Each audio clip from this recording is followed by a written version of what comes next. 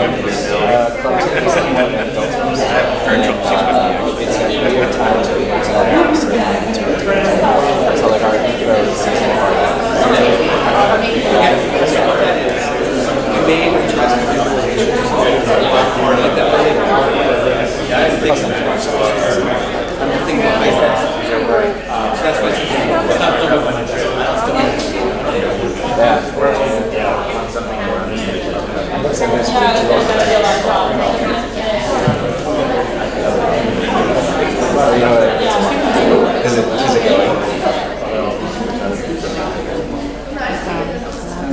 you guys ready to get started? Yeah. Yes. Matt, What's up? are we rolling? We are rolling. We are live worldwide. Worldwide. We're live on the internet. So hi, my name's Harlan. Welcome to the National Day of Civic Hacking. Thanks so much for coming out today. I know it's sort of turned out to be a much more beautiful day outside than we thought, so I really appreciate all of you coming. So I'm one of the organizers here. Who's been to one of these events before, to a National Day of Civic Hacking event? Big one. Hands up. Okay, this is like a very new crowd. Awesome. So for those of you who don't know, I'm going to talk a little bit more about Code for Boston, who we are, and we're going to have some words from our sponsors before we get started. Here's how the day is going to roll. We are running late, but it's okay. This is our 7th time running one of these events. We've been doing it since 2012, the first year that they did one. This is a new thing for us this year. Typically we run this sort of like regular hackathon, if you've ever been to one of those, where people get up and they pitch ideas and everybody works for a while. Generally stuff in the civic and government space, but this year, this is the first year that us and all of our other fellow volunteer groups around the country, that's a couple of thousand people, are all working on the same thing. So we're all working on topics around record clearance and criminal justice reform.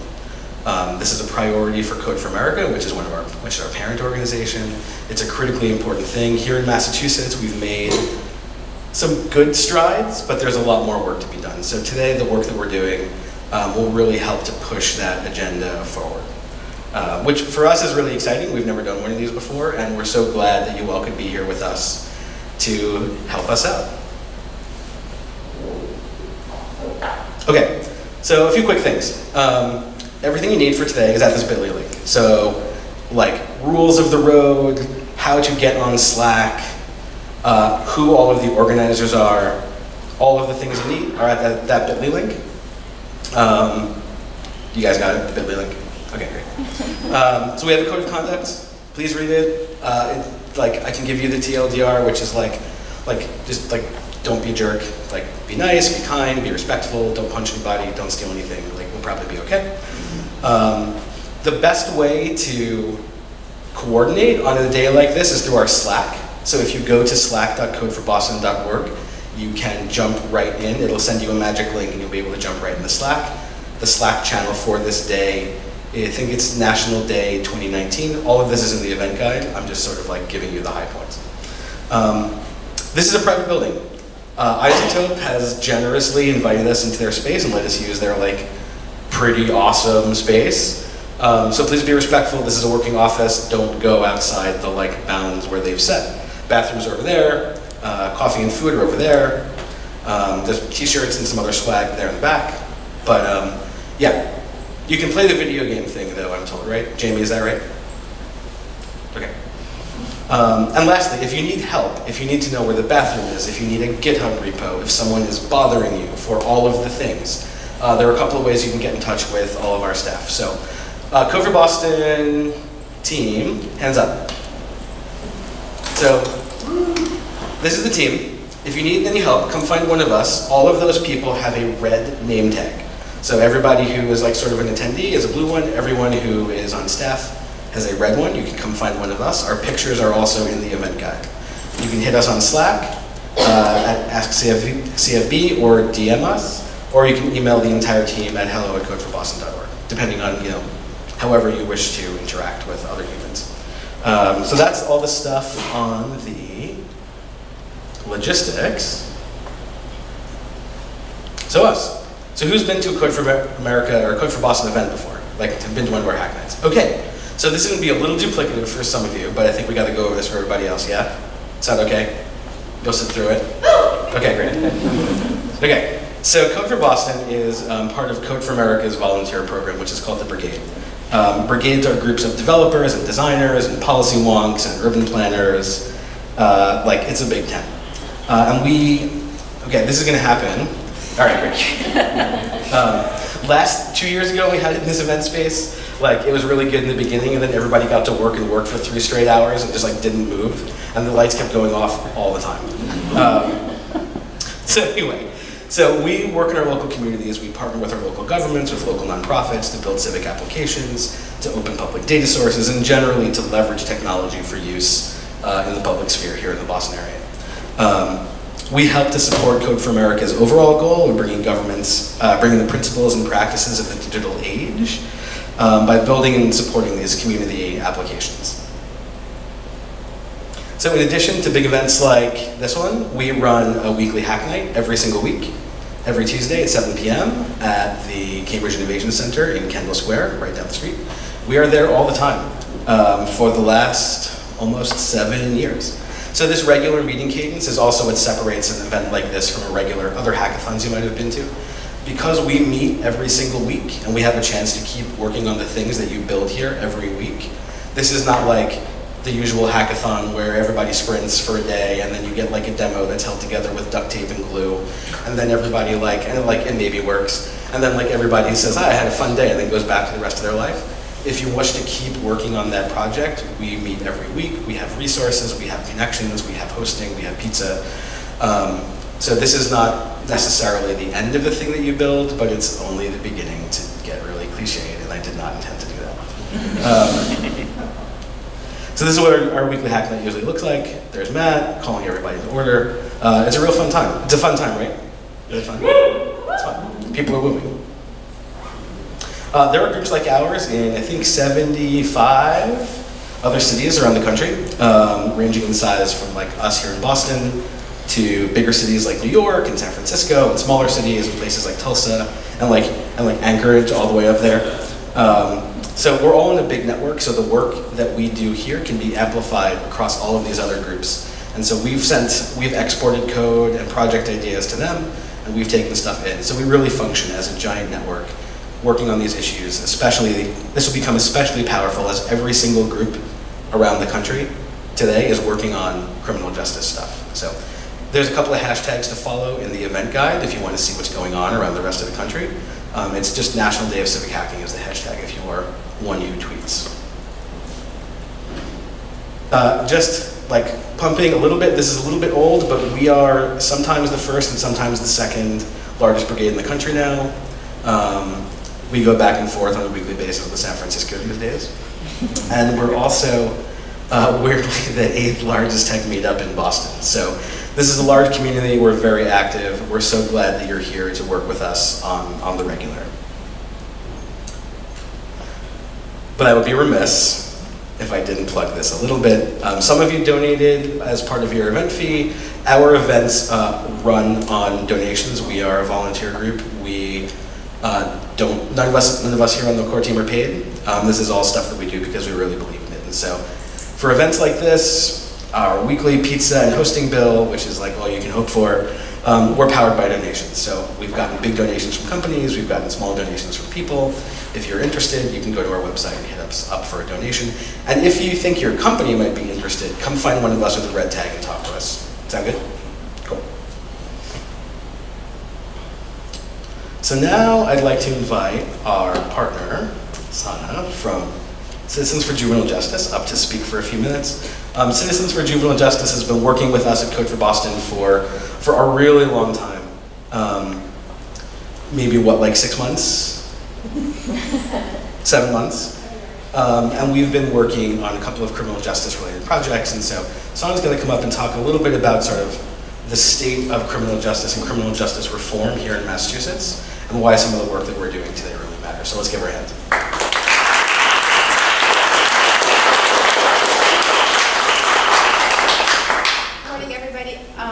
Thank you so much for being here. It's such an honor.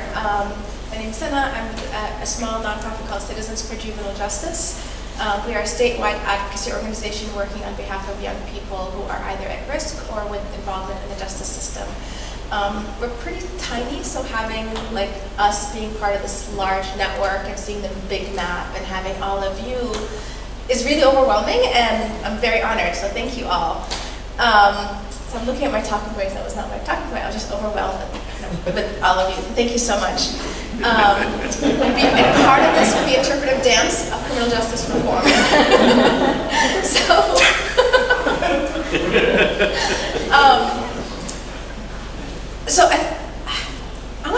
I'm just going to ask you guys some question. You know, guys, the theme is, but the whole point of criminal justice is we're trying to achieve justice. So if I say the word justice, what does that mean to you guys?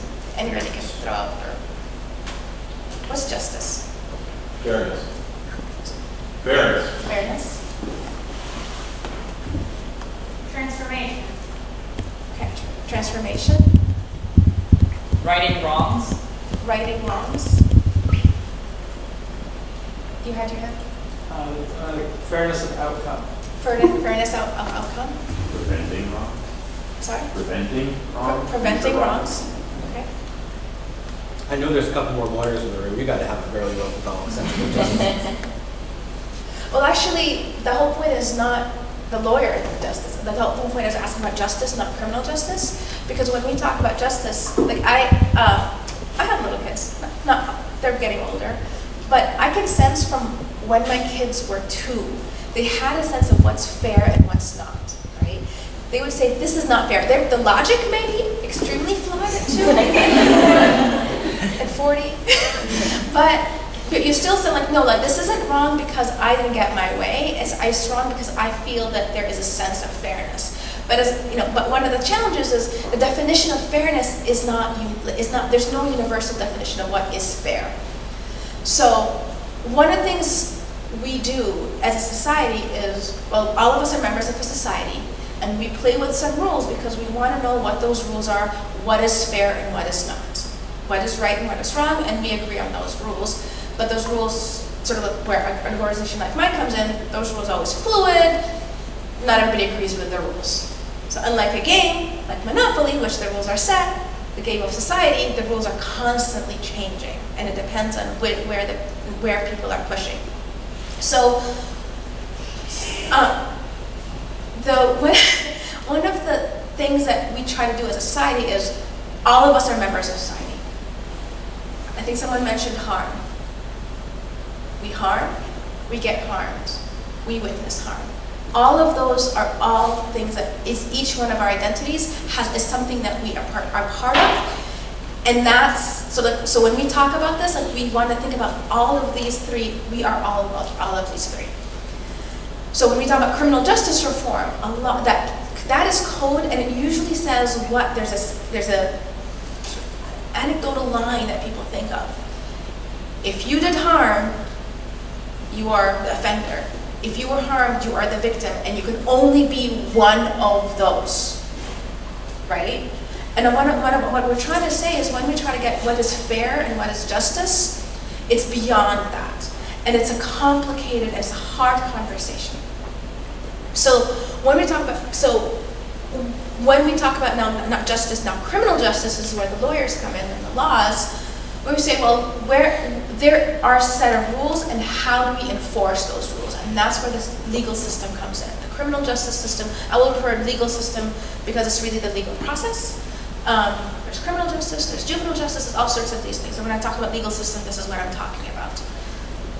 This says these are the rules, and depending at this one point that a government official has intervened, this is your definition. You are the criminal, you are the victim, or the witness.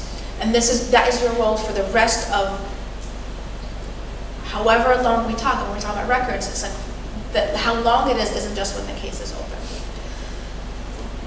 So one of the things that's challenging is there's many problems in our system if we only look at justice as a criminal justice system.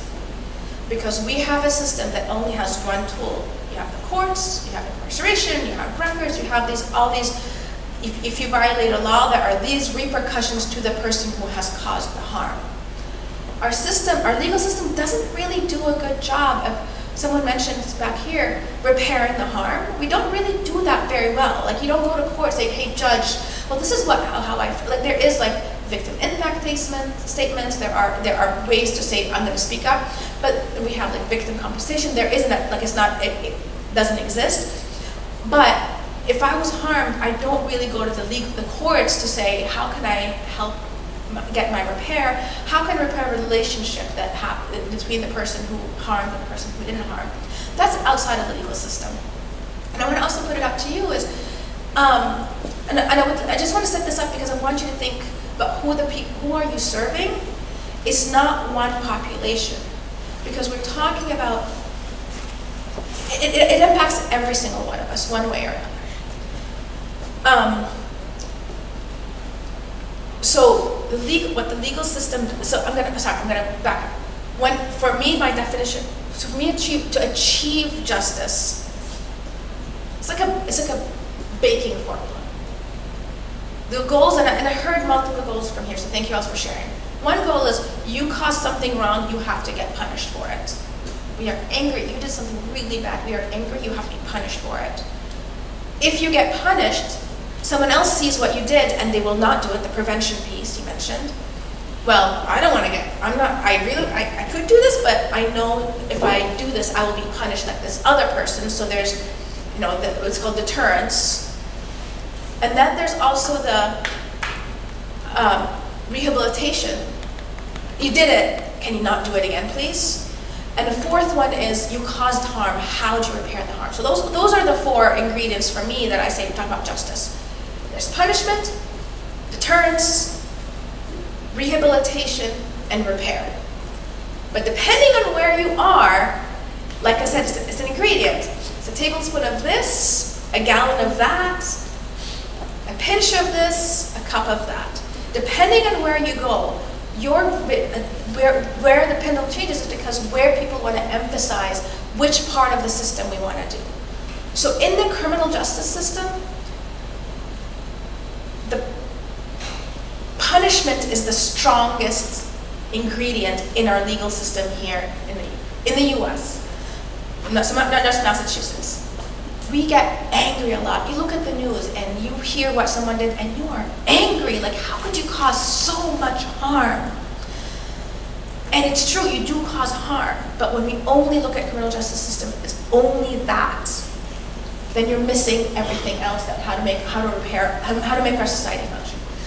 And then there's others. So those of us who are like, we're the criminal. If you hear the term criminal justice reform, then you're like, we're on the other side. We're about the rehabilitation and fixing things and being nice. And a lot of times the debate is contentious because it's seen as opposing, not complementary. So it's like, well, here you are, this person offended. Why are you trying to do this? Why are you trying to reduce their sentence? Why are you trying to make sure they don't get incarcerated? Why are you trying to clear their record? So they're a risk now. Everybody needs to know that.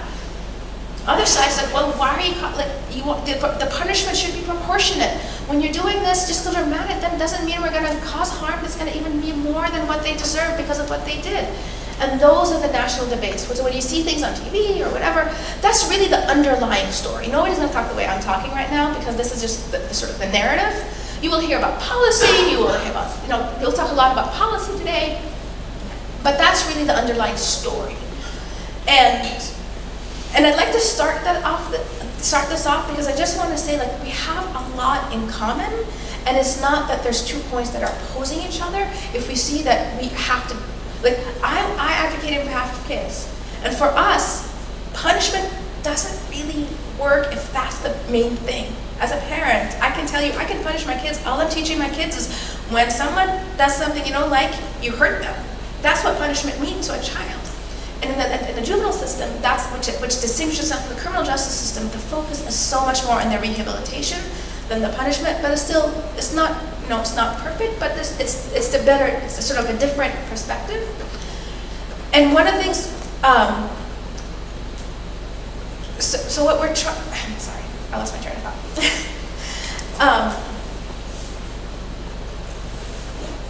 I wish there was a reboot button in my head, but there's a reboot button in my head. But that's what one of the, so When we talk about kids,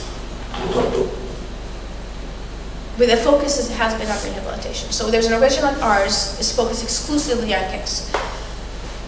Many of you look so young, mid-90s. If you're around, you remember there's this whole push, and actually that's what in the presidential debates are, the debates right now around specifically Joe Biden in the last election, Hillary Clinton, and their role in the 1990s around the criminal justice reform that ended up causing a mass incarceration, mostly to Black and Latino men in America, right? And now women are now the fastest growing growth of incarceration in the country.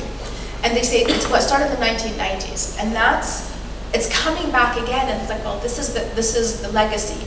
You know, biggest legacy of mass incarceration is not just the locking up of people, because we're also talking about people who are parole, probation, like people who are out of the community on ankle bracelets. You're still supervised by the state wherever your body is.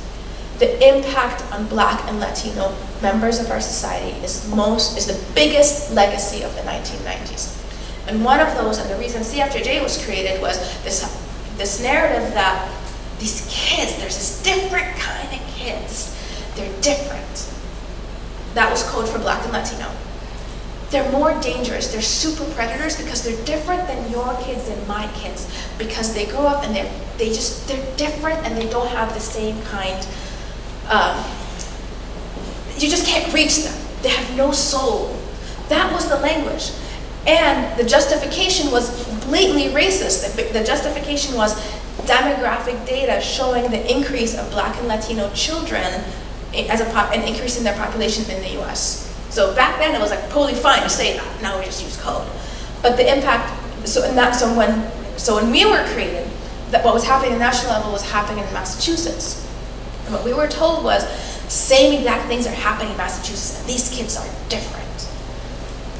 And if you're around that time, you heard adult crime, that was it. In Massachusetts, there was a significant push to treat kids different, abolish the juvenile justice system, and treat kids no matter what. If you're 6, if you're 12, if you're 7, because as of last year, you can still arrest kids as young as 7, or 40. If you violate the law, you're going to be treated the same. And we were created just to say kids are different, and you have to have a different approach, and you have to have one that focuses on them. How are they going to transition into adulthood? Because everything that you do that limits their ability to transition positively into adulthood, you're going to actually make them customers of the criminal justice system. And that's what we do. So that's the big national, the sort of context. So where we are in Massachusetts, this is where I guess the, not narrative, but the policy stuff. We've been having the same conversations. 25 years ago when CFJJ started, we were fighting against sending kids into the adult system. We are back now, but the narrative is different as it is nationally in Massachusetts, saying, well, what's this impact of this legacy has an impact and it's not really the right impact. What can we do? So last year, after years of advocacy, so it was 2 decades of advocacy and criminal justice reform, where Massachusetts passed some criminal justice reforms. They're pretty significant because it's the biggest one we've had in a while. And different states have actually been having similar proposals moving, and so we're somewhere in the middle of the pack about how far we've gone. But we did things like, I mentioned you could arrest a kid as young as 7. July 2018 is the first time you cannot arrest elementary school kids. It took us that long. So we raised it from 7 to 12 as the youngest you can arrest. Yeah, and I'm like, at that time I had 3 boys under age of 12, so I was like, yes, I can see. We also created diversion opportunities so that kids, what we know with kids is if you violate the law, you're actually better to be connected to community services rather than the criminal justice system, and you have better outcomes. We were able to open up more opportunities that way. We were able to do so again, this narrative of kids are different and they're violent. The largest chunk of kids being arrested were actually arrested for school-based offenses. Our schools and our foster care systems are the leading pathways into the juvenile justice system. So we're still working on the child welfare piece, so stay tuned.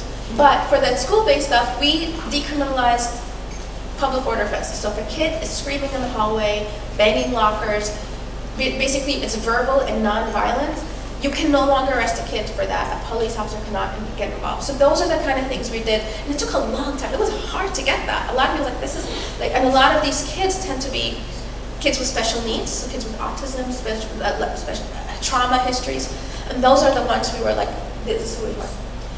So the one other piece was this piece that was expungement. So a lot of the young people who came to our work, and CFJG does not do this work alone. We have a coalition of over 60 organizations across the state helping us do this work.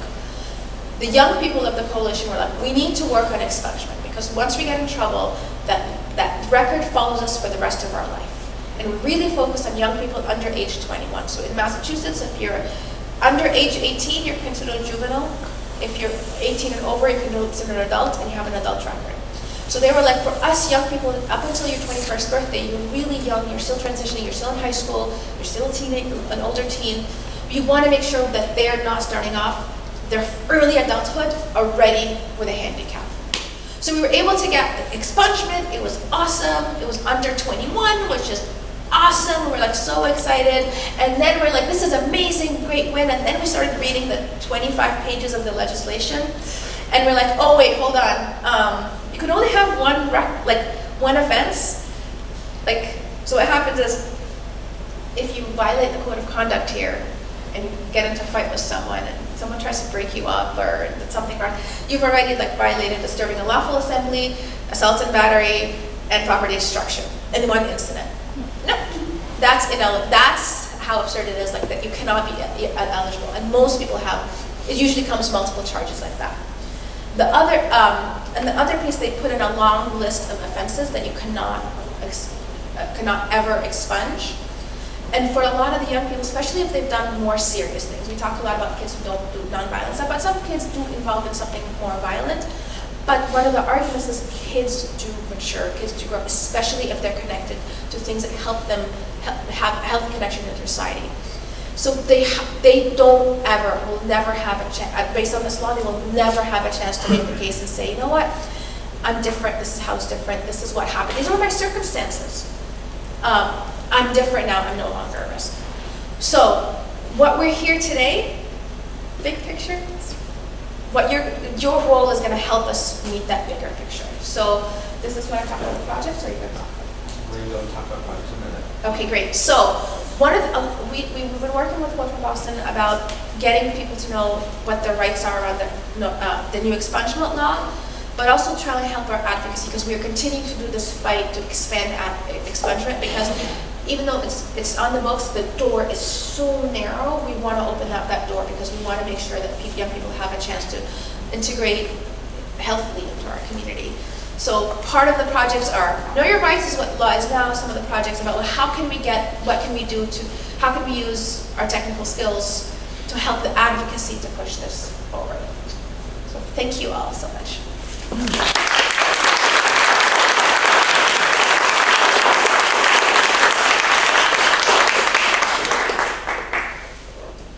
So it's pretty big stakes, which is cool. This is a thing that, in our work at Code for Boston, we're always looking to make the biggest impact that we can as volunteers. And I think this focus on criminal justice, and as Sana said, on justice, is a real way to push forward on that. So thank you all for being here and being part of that.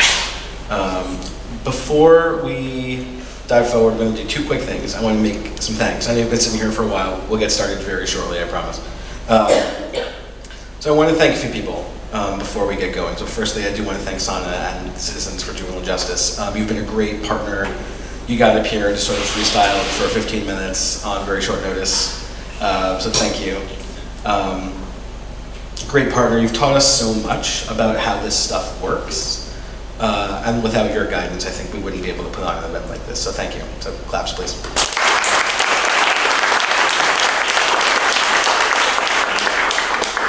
I also wanted to thank, so Sana mentioned the team she's been working with at Code for Boston. So I wanted to thank the entire Clean Slate team, which is the name of the project that we've been doing. So Michelle and Russell and Quinton and everybody on that team we wouldn't be here. You've done a ton of work to prepare for this event. So I wanted to make sure that we said in public, thank you. Thank you for doing all the work. Thank you for putting in all the time.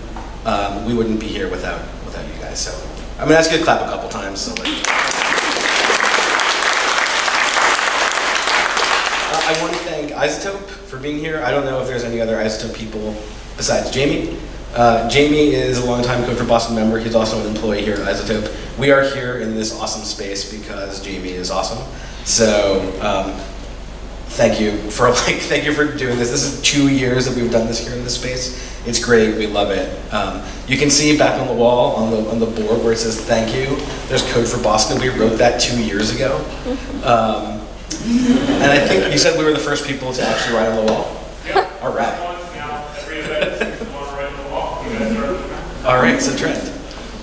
So thank you to Jamie and Isotope. And then lastly, the entire Code for Boston organizing team. Pulling off these events is like always sort of a logistical and content and all of the things big lift. Like I said, everybody here is a volunteer. So everybody on the team, thank you so much. Thank you for helping to do this and for putting on what I hope is going to be a really, really great event. So thanks. That's my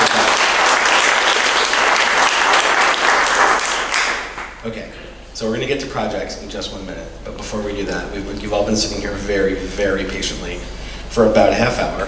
So we're going to do a little bit of a warm-up exercise for those of you who have been to one of these before. You know what it is. It is rock, paper, scissors, war. Okay. So here's how it goes. Everybody get up. Up. Stand up. You're going to listen first, then you're going to act. So you turn to the person next to you. You play around with rock, paper, scissors. The winner, if you lose, you follow around the winner, and you are their cheering section until we get to just 2 people.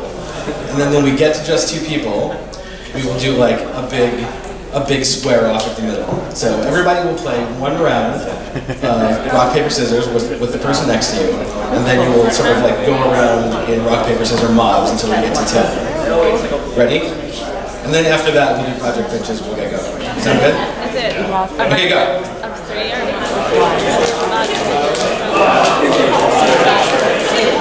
Anna, let's go!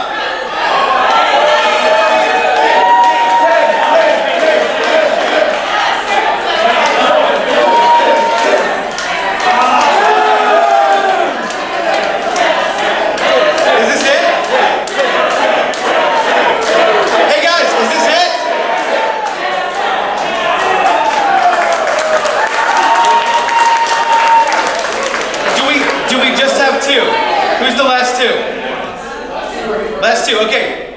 Now this is a round of 3. It's 1-0. 1-0. 1-0.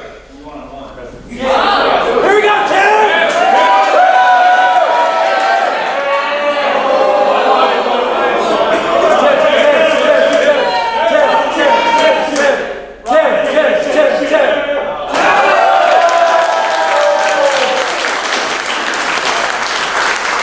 Who's the winner?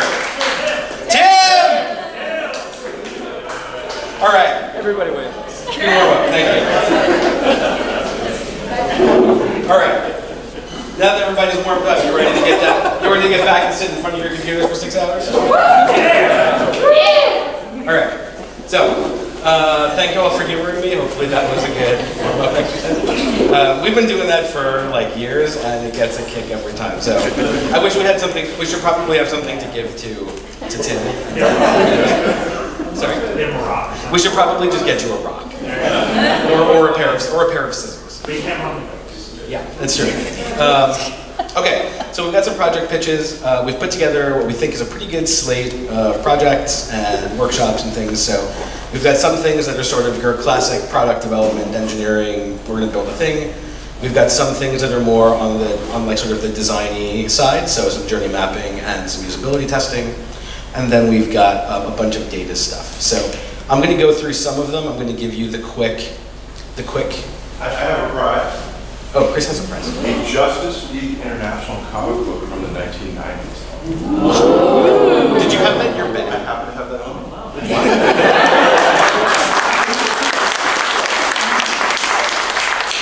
Okay.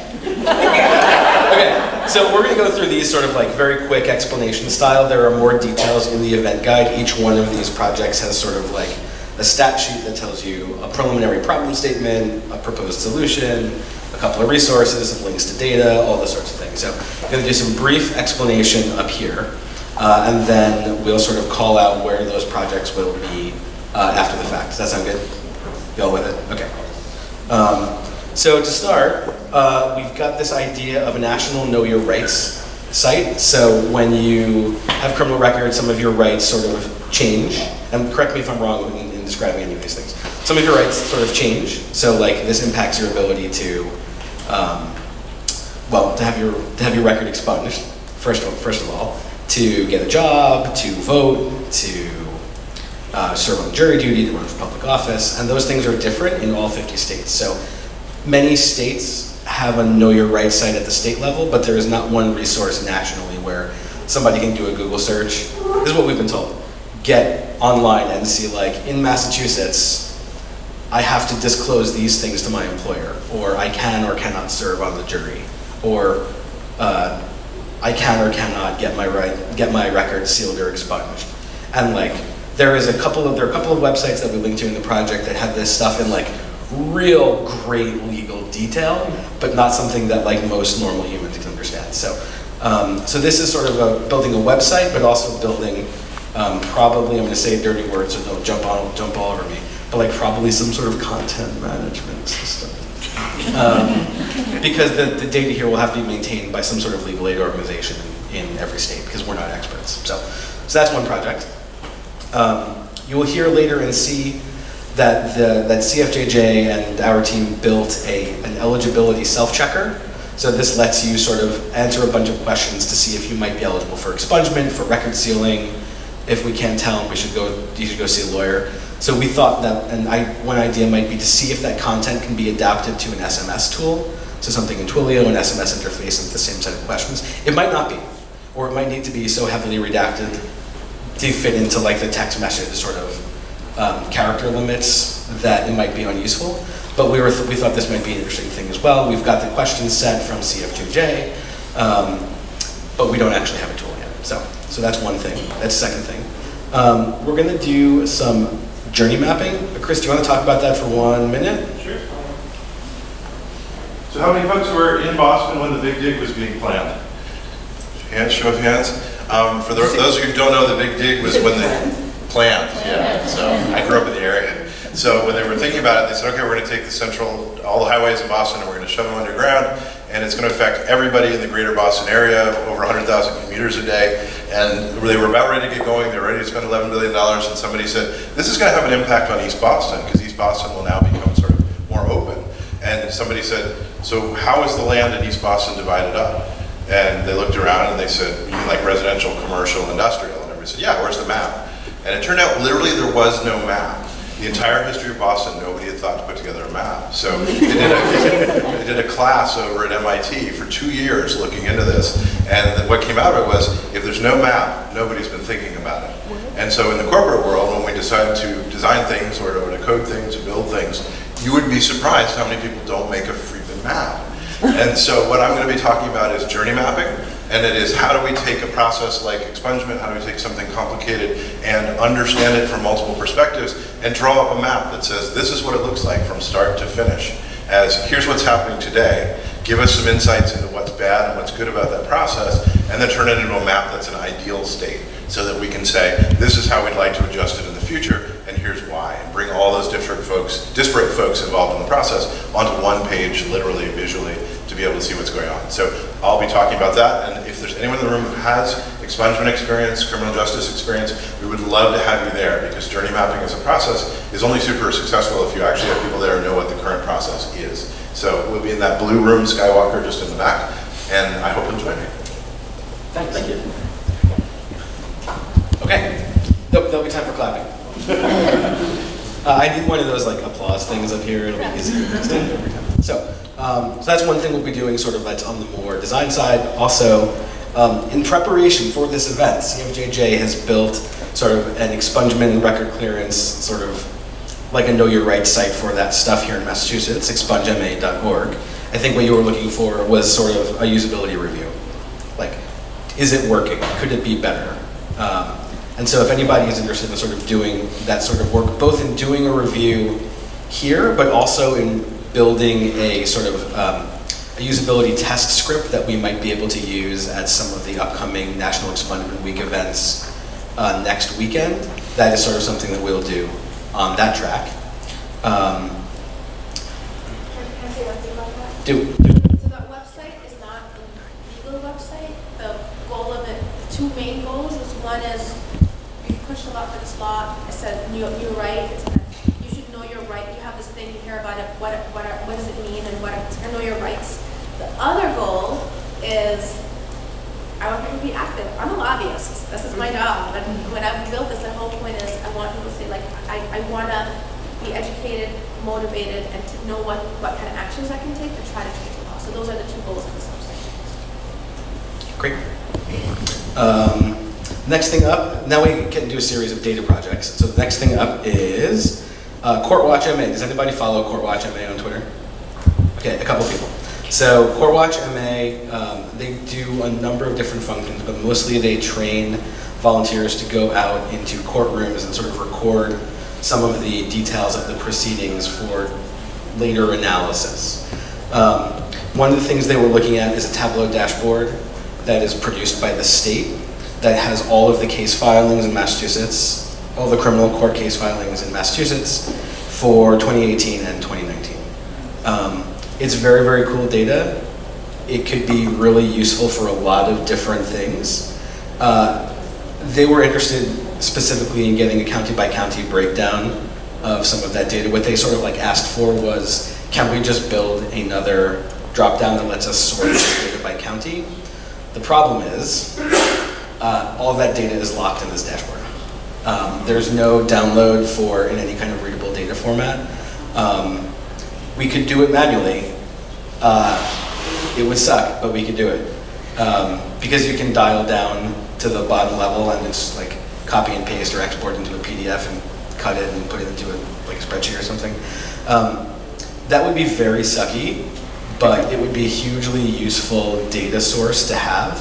I've made outreach to the state department, to the trial court Department of Planning, to get that data in like something reasonable like a CSV. I've been told that you not expect a ton from that because the courts are not subject to the same sort of public record law that we're all used to dealing with in the executive branch. So if anybody has any good ideas on how to extract data from a Tableau dashboard in a way that doesn't involve everybody sitting down for 6 straight hours and copying and pasting data, this is the place for you. Or if you wish to do that sort of thing and then build stuff on top of it, this is also a good place to be at. Because once we have this data about filing, we can connect it up to incident data, to arrest data, and get the first part of the story of what happens to a person when they start from their first encounter with the justice system into the court piece.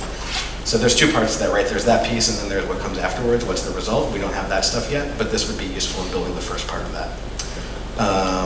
Lastly, or next is, almost there, is Nasser here? Yeah.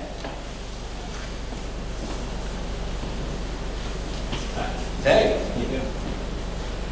Hi everyone, my name is Nasser. I am a technologist with the Suffolk County District Attorney's Office. Prior to that, I was an advocate and a technologist with the ACLU of Massachusetts. I want to emphasize the importance of the criminal justice reform bill that Sana mentioned earlier. In addition to juvenile justice reform, there was a huge provision and series of provisions around data collection and standardization of data and reporting. It's kind of strange because there's no enforcement or funding provisions in this bill, yet there's this legislative mandate to work with data, and unfortunately most of government, as you may know, just working on government data, is paper-based, it's siloed, none of it talks to each other. As a result of an ACLU lawsuit from a few years ago, there was suddenly now available to the public the Boston Police Incident Report data. This is a publicly accessible on data.boston.gov list of incidents that the Boston Police has responded to in its entire jurisdiction. Now, an incident is, arrests are subsets of incidents. An incident can be everything from a noise complaint to an actual arrest from a violent crime.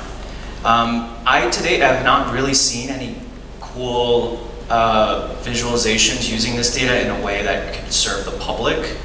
What I mean is, this is a live updating data set. You could query it hourly and you will get new and new incidents. The sort of dream here, both for our office and I think for the public at large, is maybe a Shiny or a Python or a D3.js visualization that's live and updating.